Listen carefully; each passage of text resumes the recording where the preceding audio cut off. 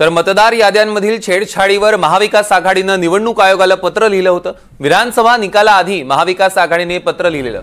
पत्रावर 3 प्रमुख महाविकास आघाडी नेत्यांच्या स्वाक्षऱ्या आहेत आणि महाविकास आघाडीच्या माध्यमातून भाजपवर या पत्रातनं गंभीर आरोप करण्यात आलेले आहेत। ग्राफिक्सच्या माध्यमातून बघूया या संशयित मतदारसंघांचा उल्लेख आहे। महाविकास आघाडीच्या पत्रात एक शिर्डी, दुसरं चंद्रपूर, आर्वी, कामठी आणि कोथरूड, सोबतच गोंदिया, अकोला पूर्व, चिखली, कणकवली, खामगाव, चिमूर, धामणगाव रेल्वे या सगळ्या मतदारसंघांचा उल्लेख आहे। दरम्यान खासदार संजय राऊतांनी निवडणूक आयोगावर टीका केली आहे। निवडणूक आयोग चोराच्या भूमिकेत असून आयोग भाजपची शाखा झाली आहे असं राऊत म्हणाले। तर निवडणूक आयोगाविरोधातलं आंदोलन हे सुरूच राहणार असा ठाम पवित्रा राऊतांनी घेतलेला आहे।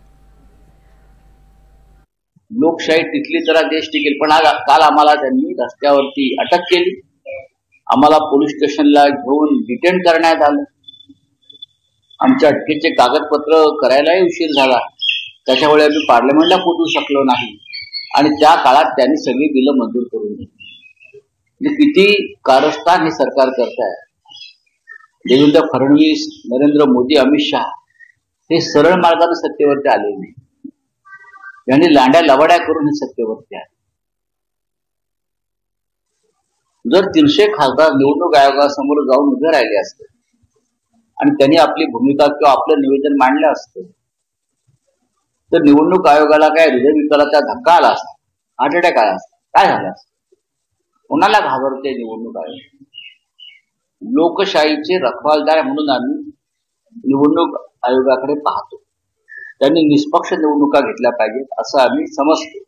जे टी.एन. शेषन यांच्या काळात झालं, पण हा निवडणूक आयोग रखवालदार नसून हा निवडणूक आयोग चोर आहे। निवडणूक आयोगाची कोणी बाजू घेऊ नये। जे कोणी निवडणूक आयोगाची बाजू घेत आहेत ते या लोकशाही विरुद्ध कृत्य करतायत।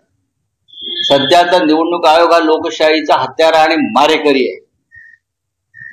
सध्याचा निवडणूक आयोग हा भारतीय जनता पक्षाची एक शाखा आहे।